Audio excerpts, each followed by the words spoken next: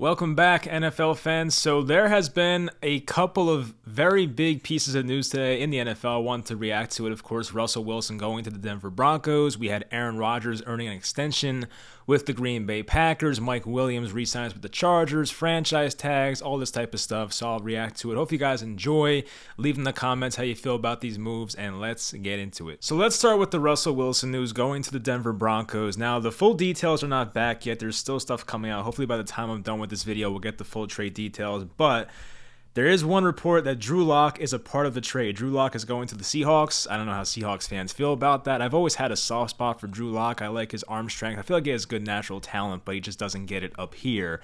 So I think Lock's talented. I don't think he's like the future quarterback of Seattle. Maybe he gets a season there. I don't know. But anyway, so for Russell Wilson going to the Denver Broncos, it's something that the Broncos, I feel like, had to do. The Broncos have a win-now roster. I think most of us have known that since the beginning of last year. And they try to go out there with Teddy Bridgewater. They trade for him. They had Drew Lock in year 2, I believe, or no, year 3 last year. So, yeah, Drew Lock didn't pan out, didn't even win the starting job. They go with Teddy Bridgewater. They start out hot. It was like a 3-0 start for the Denver Broncos.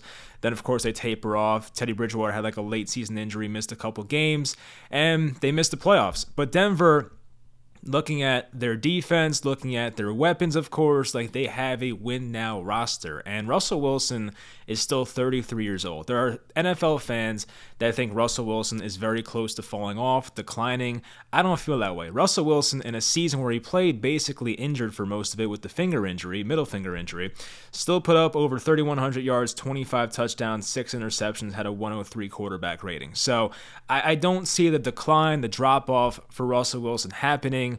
And guys, he's still 33. Like, people in the NFL at quarterback are playing into their 40s now. And I think Russell Wilson has at least 3 or 4 really good years of football left in him. There's 2 more years left on his current contract. If things go well in Denver, I'm sure he'll earn some type of extension. But I just hate when people say, like, Russell Wilson's old, he's declining. I just don't think it makes sense. Like, the NFL is such a year-by-year league. If you can get your hands on 33-year-old Russell Wilson, you do it 10 times out of 10. So I definitely support what Denver's doing here. Now, if they trade like 5 first-round picks, then yeah, maybe you gave up a bit much there. But Denver's in a spot now where they're in a division that has Derek Carr, has Patrick Mahomes, has Justin Herbert, and a Chargers team that has a lot of money to spend. We'll get to Mike Williams' contract later. But you need to compete. And if you're going to throw out Teddy Bridgewater, Drew Lock, you're just not going to compete. You're not going to be a serious Super Bowl contender. Now, looking at the Broncos with Russell Wilson, assuming they're not going to trade guys like Bradley Chubb and, really important pieces, you look at Denver as a legitimate Super Bowl contender now. It's going to be tough to get past the Chiefs. We'll see what the Chargers do the rest of the offseason. Of course, the Raiders, I don't take them as serious as these other 3 teams, but still, they're not a pushover. So if you're Denver, this is something you had to do if you wanted to compete for a Super Bowl, and they've had so many problems trying to find their quarterback of the future, if you will, since Peyton Manning left after the Super Bowl in 2015. They went through names like Brock Osweiler, Case Keenum, Joe Flacco, Teddy Bridgewater, Trevor Siemian, Paxton Lynch was a bust. Probably some other guys I'm forgetting. Like, they just could not figure it out. Drew Lock. But Denver now looks at Russell Wilson as a guy who had a 10-year Hall of Fame level career with the Seattle Seahawks and still has a lot of good football left in him, in my opinion. I'm sure they feel the same way. So why not do it? It just depends how much they give up. And I think Seattle, despite Russell Wilson coming off a quote-unquote down year, can still get a ton for Russell Wilson. But for the Seattle Seahawks side of things, you pretty much look at this as an all-out rebuild. They had such a great run from about 2012 to about 2000. Well, I guess up until last year, 2020, let's call it. They had a great run. They never missed the playoffs up until this year in the Russell Wilson era. So they did some great things. They should have won 2 Super Bowls. Unfortunately, it was only 1 for them. They were 1 yard short, as we know. But they had a potential dynasty brewing there. And then, some things went wrong. Some personalities clashed. And, of course, the Legion of Boom definitely had some personalities with Richard Sherman and Earl Thomas. But for the most part, they found a way to make it work. And, Seattle, once they had to extend Russell Wilson and paid their quarterback $35-40 million per year, that's when that team really started to fall off, because when your quarterback's on a rookie contract, especially Russell Wilson, who was like a third or fourth round pick, they were paying Russell Wilson pennies. And once they had to extend him, they couldn't really pay other positions on the roster, as we know. So they had a tough time bouncing back from that. But during the time on Russell Wilson's rookie contract, that Seattle Seahawks team was just so dominant, and it really should have been more than one Super Bowl. It's a shame that that's pretty much, the case now, but still, they had a great run there. I think for Seahawks fans, it's something to look back on in a fond way, and I'm sure they'll always have, Russell Wilson support going forward. I'm sure there will not be any booing of Russell Wilson if he goes back to Seattle. I'm sure they're very thankful for the memories they had with him, but for Seattle, you have to rebuild now. I'm sure they're going to get a bunch of picks from Denver for Russell Wilson, but we'll see what other pieces they may trade off for the Seattle Seahawks going forward. So before we get off the Russell Wilson trade, so Jay Glazer tweeted out that the trade is for 3 players, one being Drew Lock. The other I know is Shelby Harris, defensive lineman. I've always been a fan of his. He is 30 years old now, but he is a good player, just had 6 sacks last year, so Seattle could use him as like a rental piece and flip him at the trade deadline next year. That's always possible. But draft pick wise, they got 2 first-round picks, 2 second-round picks, and a 5th in exchange for Russell Wilson and a 4th-round pick. So you're getting 2 firsts, 2 seconds. It's not bad. I think for a player like Russell Wilson, we're expecting to hear like 4 first-round picks or something crazy like that. But if you can get a team's, first and second round picks for a span of 2 years, it's not bad, and you're getting Shelby Harris and you're getting Drew Lock. We'll see what he can do there, but I don't look at it as the Seahawks got fleeced. Look, Russell Wilson, once again, was coming off his career worst year. He got injured for the first time. That definitely probably hurt the trade value a bit, but all in all, I think they got a pretty good return here for Russell Wilson. So I'm not going to say it's a trade that both teams won, but we got to see what Denver does with Russell Wilson. We got to see what Seattle does with these picks, because Seattle has not been that great of a drafting team the past 5 or 6 years. So that has to change as well. But the compensation does not surprise me that much. I think it's pretty fair for the most part, but we'll see what they do with these picks, and we'll see what Russell Wilson does in Denver going forward. And the last player to that trade is actually Noah Fant, the first-round tight end from a couple years back. He's had a nice career so far, honestly. He's had back-to-back seasons, over 60 catches, over 670 yards, had 4 touchdowns last year. Fant's not much of a blocker, but receiving tight end, he's very good. So, that's really not that bad of a return. I see a lot of people on social media saying Seattle won the trade. Look, if I'm Denver, I'm still doing it. I really don't care, but still, I think Seattle got a necessary return there for Russell Wilson. But once again, it depends what they do with the draft picks going forward. If they screw up all these picks, then yeah, Denver's probably going to win the trade. But if they get like some franchise cornerstone players out of these Broncos picks plus their own picks, then they're probably going to be in a pretty good spot in the next couple of years. So I think it's a necessary trade for both sides, and we'll see what the future holds. I just wanted to get this in here because more stuff keeps coming out, but I just reacted to the Aaron Rodgers contract, and now Aaron Rodgers just tweeted this out. Hey everyone, just wanted to clear things up. Yes, I will be playing with the Packers next year. However, reports about me signing a contract are inaccurate, as are the supposed terms of the contract I signed. I'm very excited to be back, hashtag year 18. So yeah, Aaron Rodgers, I guess that 4-year, $200 million contract thing may not be true. So kind of disregard that when I'm talking about it in the next couple minutes here. But Aaron Rodgers, at least in the short term, is back with the Packers for 2022. As for the Aaron Rodgers news, there was a lot of speculation about retirement. Is he going to go to the Broncos? Is he going to go to some other team?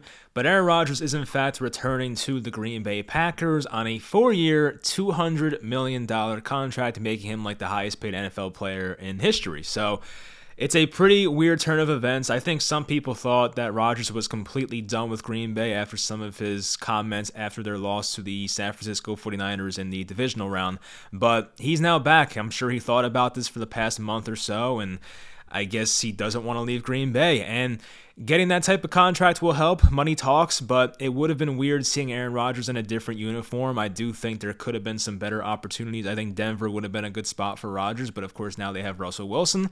So going back to Green Bay, it's not the worst thing in the world. They are losing some pieces, of course. They released Darius Smith today. They do have free agents like Devontae Adams, who I assume they're going to re-sign because I just can't imagine Devontae Adams leaving with Aaron Rodgers coming back. But Devondre Campbell, their left guard Lucas Patrick, wide receiver Allen Allen Lazard. Yeah, they're losing some pieces. I think Marquez Valdez-Scantling is in there, of course. You had Devondre Campbell. I think I didn't mention him either, but they do have some free agents there with the Packers who they have to re-sign. But they still have a roster that can compete for the Super Bowl. When you have Aaron Rodgers, I think anything's possible. And they got to get their offensive line healthy. We didn't see their offensive line healthy for most of last year. They got to get Bakhtiari back at left tackle. And, it's disappointing that they lost in their first playoff matchup. I'm still kind of stunned that happened. But for the most part, the reason the Packers have not advanced in recent years, well, not recent, but the past decade or so with Rodgers, is because their defense always flops in the playoffs. This time around, though, it was Aaron Rodgers and the offense that didn't do much whatsoever. I'm sure the weather could have contributed to that, but you can't make many excuses for them. But, going forward, the Packers are still top dog in that NFC North. I don't see the Vikings overtaking them, even with a new coach. I don't see the Bears making that big of a jump next year. I don't see the Lions, of course, making that big of a jump. It's still the Packers' division to lose. And assuming they have another good regular season in 2022, they're going to get back to the playoffs. And why not run it back one more time? See what you can do. I'm not sure if Rodgers will play out all 4 years of that contract. I think it pays him up until he's 43 years old. So I'm not sure how much longer Rodgers actually wants to play, but when you're making $50 million per year, it's pretty hard to walk away from that. So we'll see how long Rodgers actually plays out this contract. But yeah, it's pretty, it was a bit surprising, I guess, but at the same time, it would have been really weird to see Rodgers in a different uniform. So I guess both sides made out okay here, the Packers and Aaron Rodgers. Now, for Jordan Love, where does he go? Because if Rodgers is now on this 4-year contract, when does Jordan Love feasibly play starting quarterback for the Green Bay Packers, if ever? I just don't know if it's going to happen. I'm sure Love, based on his talent, is one of the better backups in the NFL, but I'm sure he, in his young 20s now, in his third year, wants to go play somewhere else and actually play football, not sit the bench and hold a clipboard or something. So I think Jordan Love probably wants to get out of there. I don't know what the Packers can get for him. I'm sure they can get a third-round pick at the least, maybe a second-round pick if a team likes him enough. But yeah, that pick, just looking back on it, it doesn't make a lot of sense. It definitely motivated Aaron Rodgers, that's for sure. I guess that could have helped in itself, but at the same time, I would think that Love probably gets traded to somebody, because those days of having quarterbacks sit the bench for 3, 4, 5 years like Aaron Rodgers did behind Brett Favre are over. Like, we don't see that very often whatsoever. Even having Patrick Mahomes sit the bench for 15 games his rookie year was a surprise. So we're pretty much past those days. A lot of times young quarterbacks are thrown in there right away, or sometimes, they wait a few games, but I just don't really see a scenario where Jordan Love can sit the Packers bench for another couple of years. Like, he's got good trade value, so you might as well use it and get a second-round pick if you can, get a third-round pick at the least, and the Packers can get another, startable, usable piece to help this current core try to win a Super Bowl in 2022 and 2023. So that's what I think the Packers should do. They probably will do it. It just depends what team likes Jordan Love and wants to trade for him. So now let's talk about the franchise tags, Mike Williams' contract. We'll start there with Mike Williams. So Mike Williams, the former first-round receiver, had, I wouldn't call it, he had a good year in 2019, but this was really the big breakout year for Mike Williams. This was in year 5, so he finally had that breakout year at age 27, had a 76-catch, 1,100-yard, 9-touchdown season for the Chargers, and he's had some injuries in the past. He only played 6 games his first 2 years. He missed 5 games in 2020. So the guy's had a bit of an injury history, but at the same time, you look at Mike Williams as one of the better contested catch players in the NFL right now. So, he's still 27. He's a former first-round pick. He has chemistry with Justin Herbert, and the Chargers have a bunch of cap space. So you're like, why not? There is risk involved because, as I said, he has missed games in the past. I believe he used to have a back issue, so that's, of course, a bit worrisome, but he did play 16 games out of 17 last year, so that's the good news. He played 15 games in 2019. He played 11 in 2020. So for the most part, in recent years, he has been pretty durable. But, of course, going back to his first couple years in the league, he was not. But Mike Williams brings something to the table that not many NFL receivers can bring. The way he high points the football, you can't teach 6'4", 218. So there are things about Mike Williams that are very impressive. Having Keenan Allen in the slot, having Mike Williams at your X receiver spot, and putting whoever else at the other spot, whether it's like Jalen Guyton or whoever. But still, they have a good 1-2 punch there at receiver with Keenan Allen, Mike Williams, and you don't want to ruin that. I was a bit surprised he got, $20 million per year, basically based on the average. But at the same time, he is a good player. He just has to stay healthy, but that is kind of a risk worth taking there if you are the Chargers. All right, so we'll quickly react to the franchise tags here that have taken place here in the last couple of days. So Dalton Schultz is back with the Cowboys. He's still 25, coming off a career year. The tight end franchise tag is like one of the lower ones, so we've seen like 3 teams franchise tag their tight ends now, so it makes sense. Take advantage of the market. Dalton Schultz was a pretty important piece of the Cowboys offense last year.